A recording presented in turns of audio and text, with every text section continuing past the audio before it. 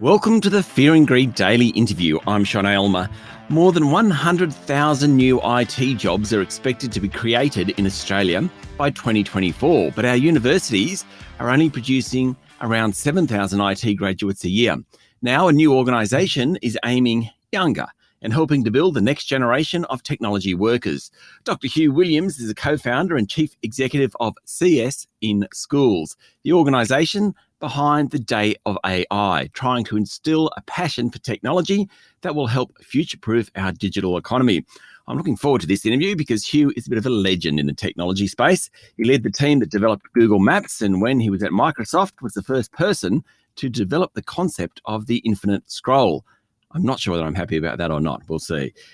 Dr. Hugh Williams, welcome to Fear and Greed. Thank you, Sean. Great to be here. Now, you've held senior roles at Google, Microsoft and eBay and advised companies ranging from DoorDash to Tinder. So you've seen the phenomenal growth of the tech sector close up. Just how much demand for workers will there be in coming decades? There'll be enormous demand for IT professionals. And what I mean by that is folks that can create software. So folks that can write the apps of the future, build the websites of the future, build the technologies of the future. Yet today, there are only 7,000 graduates coming out of Australian universities. I think the split is roughly 5,000 undergraduates and 2,000 postgraduates. And so, especially with immigration being pretty limited at the moment, we're just not producing enough graduates to fill those jobs. I've got to ask a really simple question for a person of my age, early 50s. It's kind of a very pertinent question. How hard is it? I mean, like, I grew up pen and paper, obviously. I can touch type. To me, this is kind of an iteration of that in a sense, but a whole new skill set. So when I talk to my own kids about this, and they're not particularly into STEM subjects, I just trying to get my head around how hard it is. Look, I think like a lot of things like maths or perhaps even English, the fundamentals aren't that hard, but being great at it is difficult. Yeah. So if you come back to the very fundamentals of coding, it's really very basic problem solving. So at its core, coding really only has 3 or 4 very simple concepts. I can tell you what they are. So the first is that you can repeat things over and over again, and we call that loops. Yep. So count from 1 to 100 is a loop. Another concept is the if statement. So if this is true, then do this. Otherwise, do something else. So decisions, being able to make choices based on information. Input and output. So receiving information from the keyboard, the microphone, the video, whatever it is, and then doing something with that output. So it could be printing something on the screen, making something blink, animating some graphics. So input and output is another concept. And then another very important concept is variables. And this may be the hardest one, but that's just storing information somewhere. So keeping track of things as you do things. And these are the kinds of things that the skills you'd kind of need if you were baking a cake, right? So at some level, you do a series of steps, you make decisions along the way, you repeat things over and over again, and you end up baking a cake. So at its very core, coding is really problem solving. It's the kind of problem solving that we use in everyday life.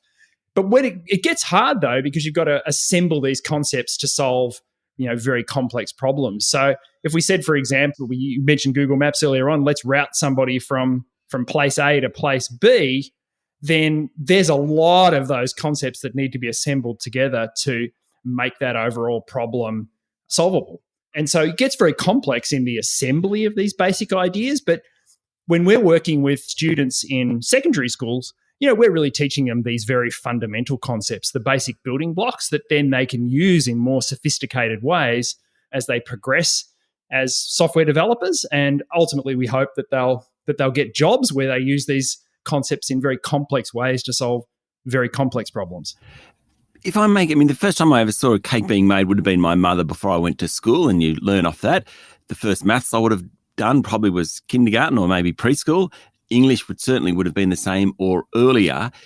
All these skills you learn in life, if the earlier you start, the better you get at it, basically. And so someone like me has always gone down that English stream. If people go down that STEM stream, shouldn't they be starting at 5 or 6?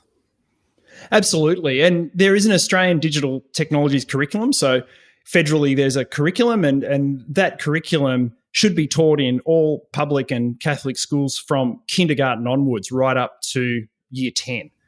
Certainly the Australian governments believe that kids need to get started early, but we believe that it's certainly not too late to start when you're in secondary school, because the amazing thing about students that are in years 7 and 8 is that they've got those basic learning skills. They've got the social skills. They've got some basic maths. They've got some basic problem solving. And we think that's a great time to really introduce them to, modern technology, modern programming languages, and actually get them to type on a keyboard to write software. So certainly not too late when you're entering secondary school, but indeed, and I agree, the governments of Australia believe that this is something that should be taught right throughout the schooling journey that our students have here in Australia.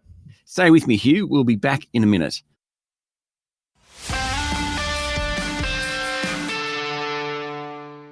I'm speaking to Dr. Hugh Williams, co-founder of CS in Schools. Okay, so there's obviously huge opportunities for kids who are interested in this area. And in fact, we need many, many more people to be interested in the area. Tell me about CS in Schools.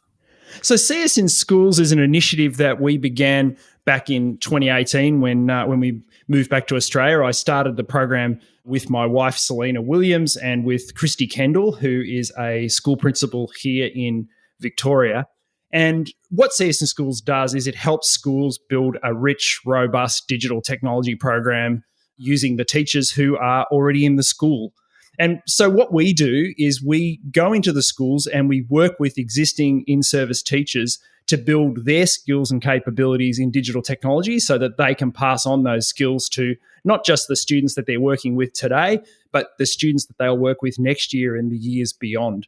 We also provide them with materials. So we have free, open materials that we give to the teachers, and those materials are developed in conjunction with industry. So we've got teachers building materials with industry professionals that we hope give students a real industry-centric experience in the classroom. So at the core, we're a teacher professional development program, but we're very much industry-powered, and we bring along what we think are world-class materials into the classroom. Okay, on your website, you talk about the need for teacher confidence, very, way up high on your website. How important is that? Because this is a generational change and many teachers would not have done it themselves.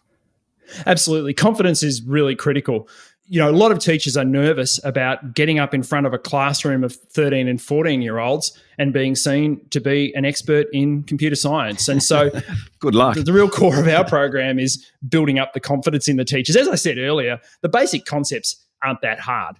But being able to put them together in a confident way and lead students who get stuck in all sorts of weird and wonderful ways, being able to lead those students through those experiences is challenging. And so making sure the teacher feels confident and supported is absolutely critical to the CS in Schools program.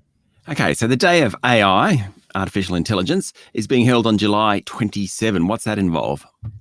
Oh, this is really exciting. So in partnership with Teach for Australia, the TDM Foundation, i2 Learning and MIT, one of the world's most famous universities, we're bringing Day of AI to Australia, and we're going to be working with about 250 schools across Australia to give students an understanding of what is artificial intelligence, and it runs over a single day, teaches students about the fundamentals of AI, gets them using some AI technology, thinking about the ethics of AI and really experiencing AI, and then we have great prizes. So it's really an opportunity for students and teachers to learn something about AI, a much smaller, shorter, sharper program than our long, in-depth CS in Schools program.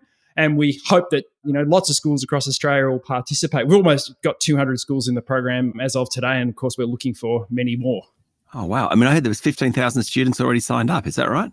That is right. Yep. So almost 200 schools, about 15,000 students. So really very exciting for our first year of the program. Wow, I'm going to chase up my kids' schools and see if they're involved, because it is a really exciting thing to do. Yeah. Please do. But do you think business is engaged enough with the education system in Australia and working with schools to help out? I think so. Our experience through CS in Schools and through the Day of AI is that industry is stepping up to help. We've had great partners at CS in Schools for over 4 years now. For example, Car Sales, which is a Victorian-based company that builds a website that I'm sure many of you have used to buy a car or another type of a vehicle. We are their preferred volunteering activity for their software developers. Oh, wow. And so they've been incredibly generous in giving time to their software developers so that their software developers can contribute in the classroom. How big is the prize, Hugh? How big is a prize for business, for the Australian economy, for kids who are 12 years old today? How big is the prize?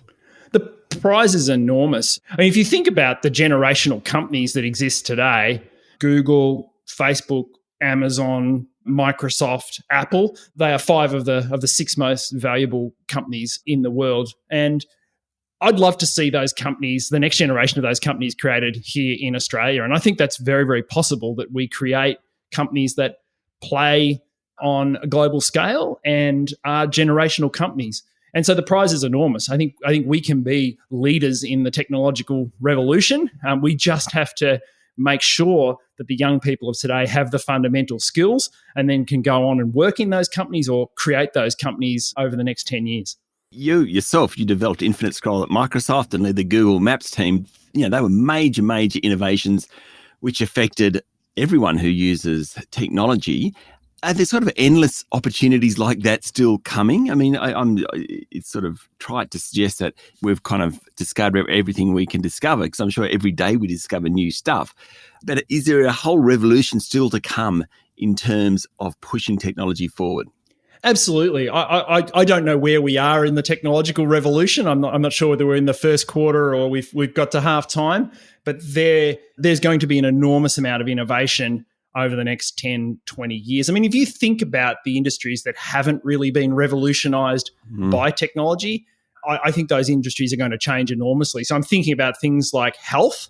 Yep. I'm thinking about things like finance, which is certainly starting to change. I'm thinking about things like education, insurance, banking. I mean, these kinds of industries have not been incredibly disrupted in a positive way by technology. And I think they will be over the next 10 or 20 years. I think that technology can make enormous contributions to health. I didn't mention climate either. I think a lot of the solutions that we're going to see in climate are not just about reducing carbon emissions, but they're about doing clever things to change what we do in the future. So enormous changes in so many fields that we haven't seen changed yet. And those changes will be very much rooted in technology and therefore rooted in computer science and all the things that we're talking about today. It's a very exciting future, Hugh. Thank you for talking to Fear and Greed. Thank you. It's been great. That was Dr. Hugh Williams, co-founder of CS in Schools. And don't forget, Day of AI. It's being held on July 27. If your school or your children's school isn't involved, ask why. This is the Fear and Greed Daily Interview. Remember, you should get professional advice before making any investment decisions. Join us every morning for the full episode of Fear and Greed, Australia's most popular business podcast. I'm Sean Aylmer. Enjoy your day.